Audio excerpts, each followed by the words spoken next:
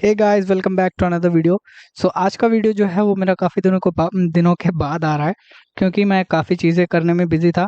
और मैं एक पीडीएफ बना रहा हूँ जिसमें ओ लेवल के जो स्टूडेंट्स हैं उनके लिए पीडीएफ बना रहा हूँ, जिसमें आपको 1000+ एमसीक्यूज मिलेंगे और 100+ प्रैक्टिकल क्वेश्चंस। मतलब आपकी ऑल ओवर प्रिपरेशन वो पीडीएफ में हो जाएगी। हर मॉड्यूल में आपको 1000+ क्वेश्चंस मिलेंगे और हर मॉड्यूल का प्रैक्टिकल प्रैक्टिकल जो पेपर होगा उसमें 100+ प्रैक्टिकल क्वेश्चंस मिलेंगे। मतलब कहीं से भी हो तो वो आपके मतलब मैच कर जाएगा कहीं ना कहीं से। और वो जो पीडीएफ है वो अभी रेडी नहीं हुआ है, बात यही है।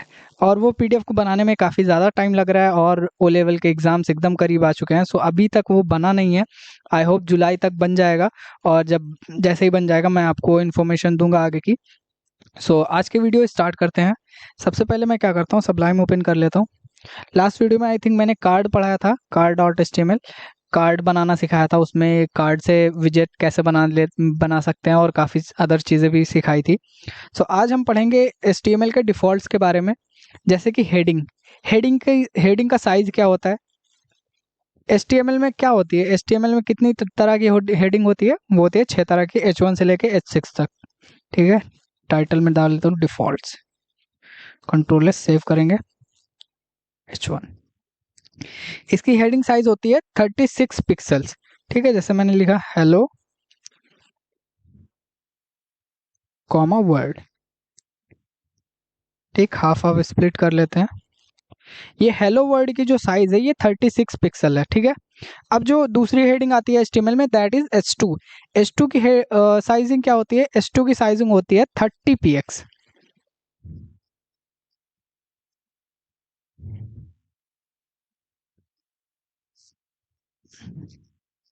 मेरी टाइपिंग आई थिंक बहुत खराब हो चुकी है।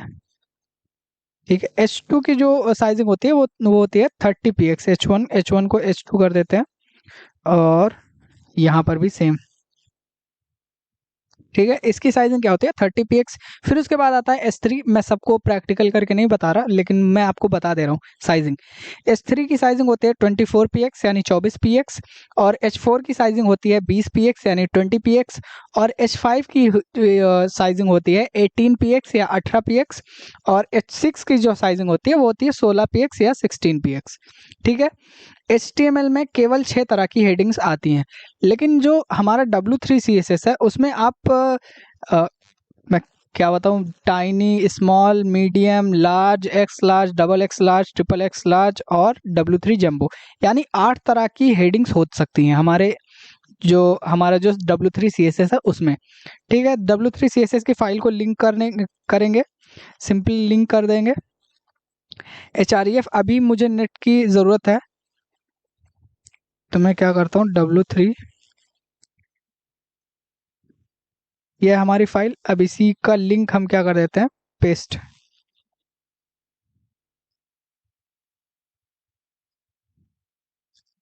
पूरा का पूरा आई थिंक सेलेक्ट ही नहीं कर रहा, कंट्रोल C। और यहाँ पर href में मैं कर देता हूँ यहाँ पर पेस्ट। ठीक है,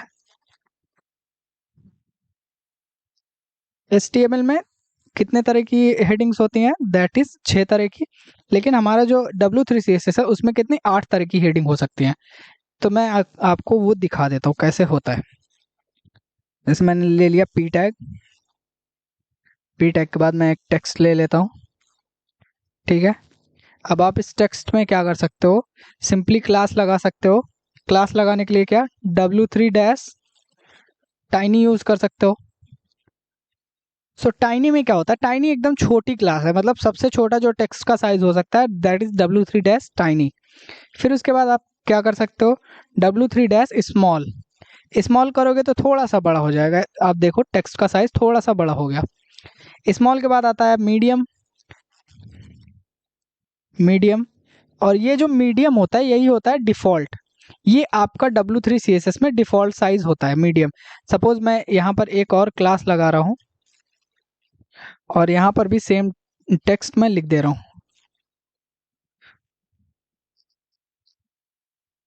सेव किया, रिफ्रेश किया। इस टेक्स्ट में और पहले वाले और दूसरे वाले टेक्स्ट में कोई अंतर नजर नहीं आ रहा है, क्योंकि मीडियम जो होता है वो बाय डिफॉल्ट होता है। मतलब आप लगाओ चाहे ना लगाओ, वो मीडियम साइज में रहेगा। अगर आप उसको छोटा कर देते हो तो ठीक है, या बड़ा कर देते हो तो ठीक है, लेकिन आप मीडियम चाहे लगाओ या ना लगाओ वो उतना ही बड़ा रहेगा। ठीक है। फिर उसके बाद आता है लार्ज।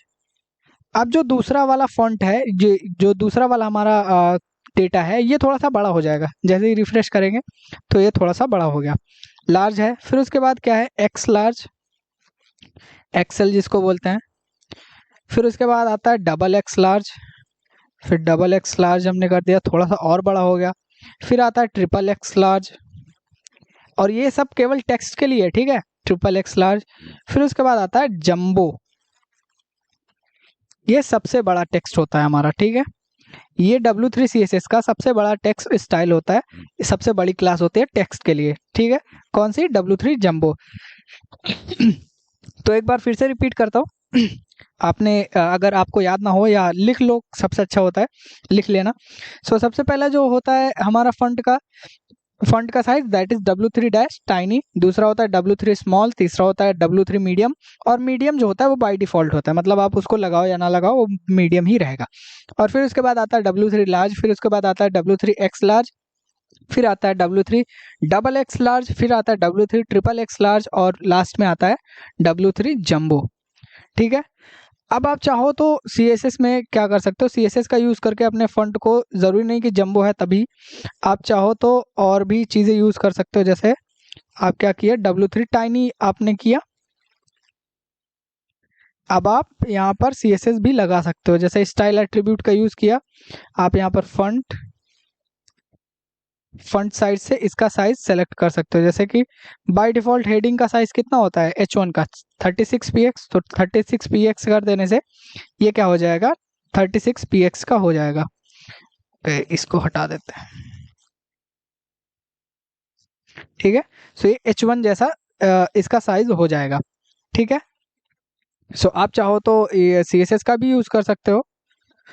बाकी आई होप, बाकी मैं कहूँगा कि आप क्लास का यूज करो, क्योंकि क्लास का यूज करने से काफी वो रिस्पॉन्सिव रहता है, अच्छा भी रहता है।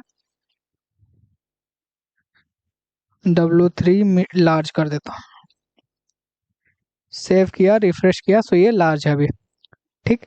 अब इसके बाद डिफॉल्ट आता है, जैसे कि आप फंट स्टाइल यूज कर सकते हो। फंट स्टाइल क्या होता है, फंट फैमिली में यूज होता है। जैसे अब आपको प्रिफर करूंगा कि W3 CSS की लिंक आप अपने लैपटॉप में या विंडोज जो भी आप चला रहे हो, मैक OS, उसमें आप W3 CSS की फाइल लिंक जरूर करिएगा, ठीक। इसको मैं हटा देता हूँ।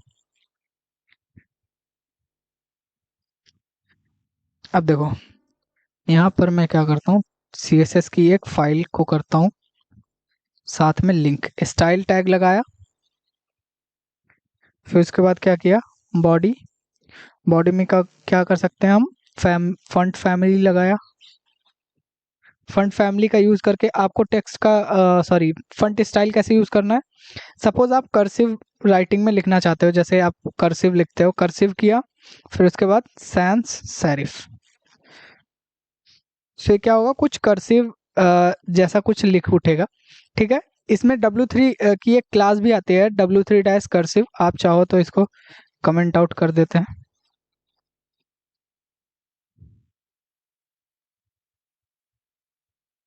इसको मैंने क्या कर दिया, कमेंट आउट। अब सेव करके इसको एक बार फिर से रिफ्रेश करते हैं, सेम नॉर्मल जैसे पहला था वैसे ही हो गया। अब P में क्या करते हैं, क्लास W3 डैश,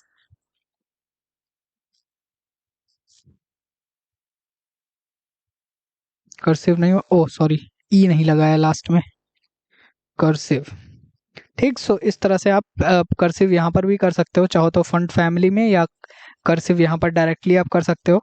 सो इसमें W3 की कितनी क्लास आती हैं वो भी मैं आपको बता देता हूँ। सबसे पहले जो क्लास आती है W3 डैश सेरिफ आती है।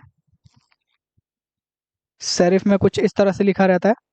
फिर उसके बाद आता है सैन सेरिफ। सेरिफ और सैन सेरिफ अलग है, ठीक है। अभी आप देखना, सैंस डैट सेरिफ। सो अभी ये सेरिफ में है, अभी मैं इसको रिफ्रेश करूंगा, सो ये सैन सेरिफ में आ गया, ठीक है। फिर उसके बाद आता है आपका W3 डैश मोनोस्पेस।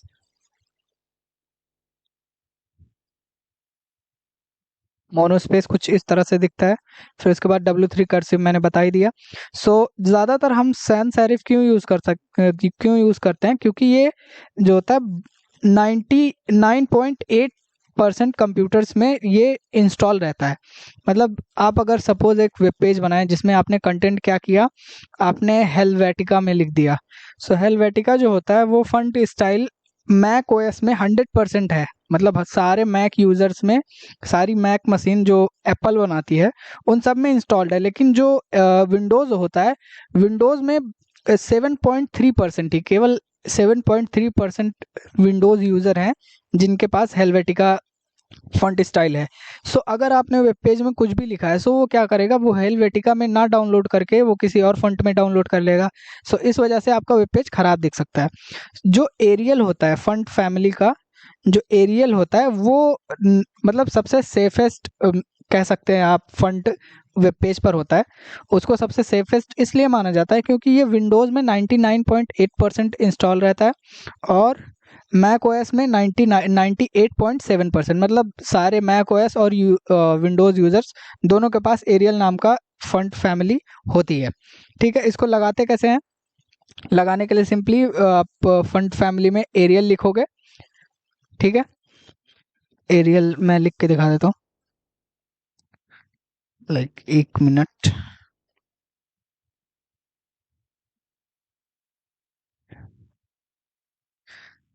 आप क्या कर सकते हो, ऐसे वेटिका, हेलवेटिका का एच कैपिटल, सैन सेरिफ, फिर उसके बाद यहाँ पर कॉमा एक और लगा के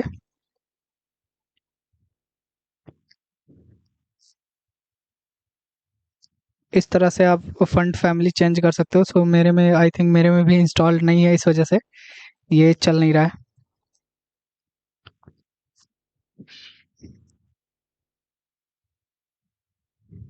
ओ सॉरी, इसको डबल कोट्स के अंदर लिखते हैं।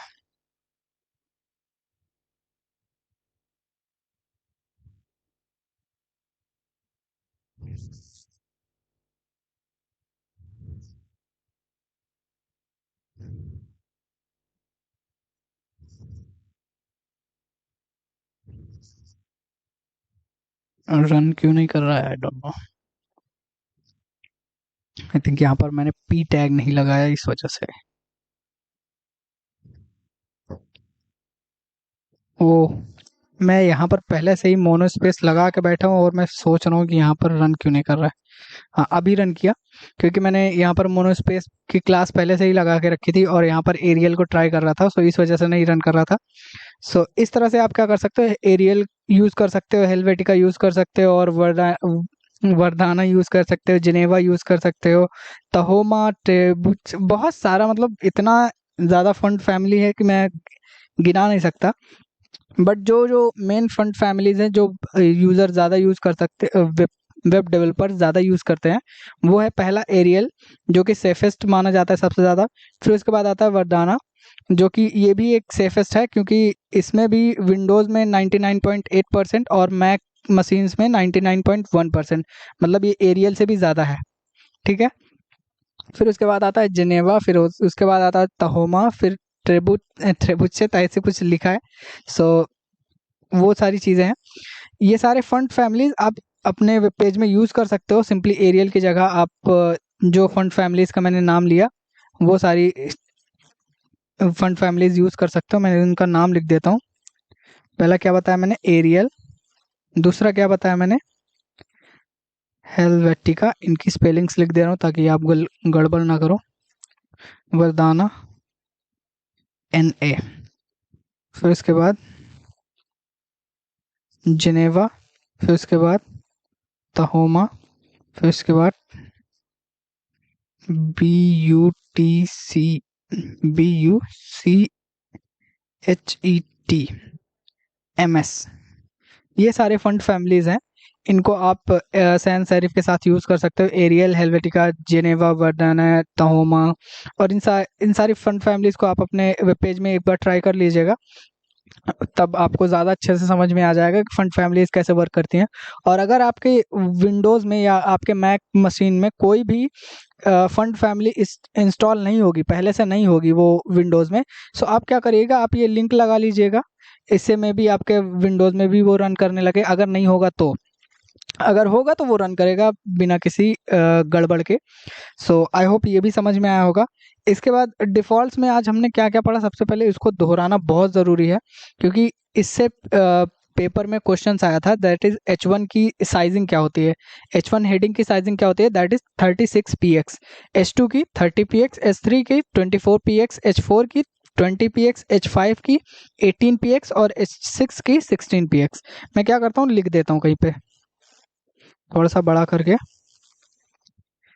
जो H1 की साइजिंग होती है वो कितनी होती है, 36 px। H2 की साइजिंग कितनी होती है, 30 px। H3 की साइजिंग कितनी होती है, अब आपको आप कहोगे रटना है, सो हाँ थोड़ा बहुत रटना भी पड़ता है। H4, H4 की साइजिंग कितनी होती है, 20 px। H5 की 18 px। अगर आप यूज़ करोगे रोज़ डेली यूजेस पे तो आपको ये याद तो हो ही जाएगा डेफिनेटली। H6 की दैट इज 16 px। ठीक है, सो इस तरह से आप H1 और H6 की साइजिंग याद कर सकते हो। और W3 CSS में कितने स्टाइल्स होते हैं, that is 8, tiny, small, medium. मैं लिख देता हूँ इसको भी। सबसे पहली क्लास होती है W3 डैश टाइनी, दूसरी क्लास होती है W3 डैश स्मॉल, फिर उसके बाद तीसरी आती है W3 डैश मीडियम, जो कि बाय डिफ़ॉल्ट रहती है। इस पे मैं लिख देता हूँ,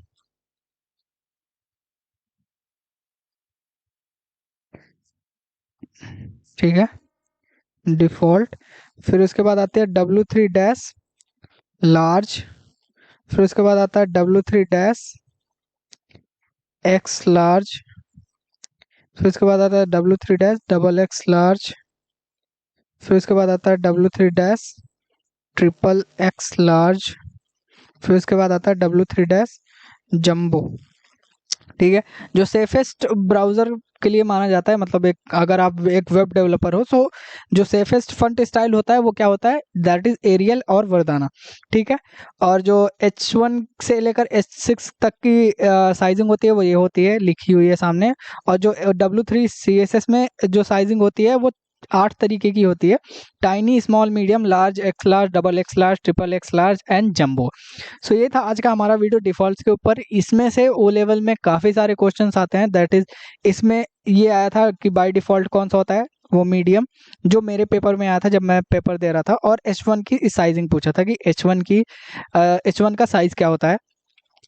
तो ये सारी चीज़ें हैं, आप याद कर लीजिए या कहीं पे लिख लीजिए या स्क्रीनशॉट ले लीजिए।